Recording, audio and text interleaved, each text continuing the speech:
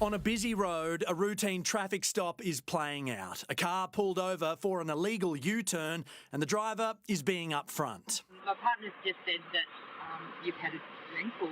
Yeah, I literally just came out of the pub. Yeah, okay. Finished up a glass of red and then... Yeah, so how much would you have had tonight?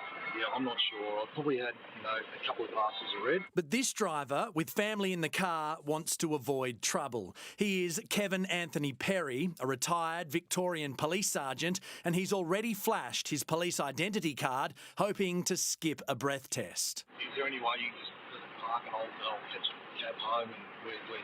Unfortunately, I can't do that, but what I am going to do, to be fair, I'm going to give you 20 minutes and to do that because... I've got the kids.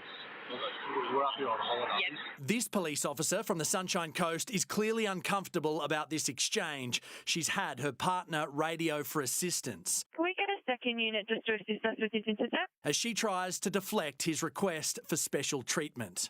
Kind of putting us in a position. It's here the backup arrives. Detective Senior Constable Naomi Shearer and Senior Constable Rowan Evans. After a friendly greeting and handshake... Hi, I'm Naomi. Hi, how are you? Driver Perry again makes his offer.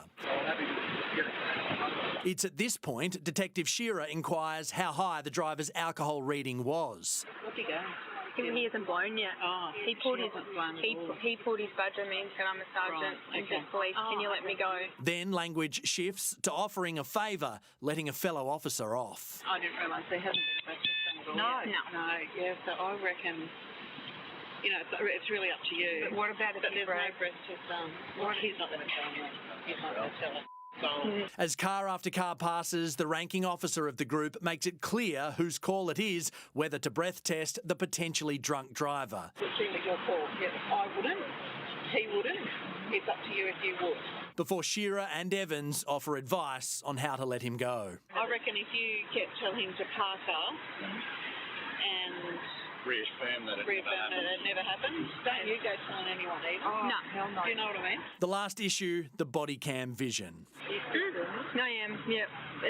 It'll be deleted. Sorry? I'll delete it if it needs to be. The officer stops the body cam recording, but what occurred straight after is telling. Perry and his family were allowed to leave the car and walk off. And according to the uniformed officer's statement, as he walked past her, he patted her on the back and said thanks for keeping interstate relations alive.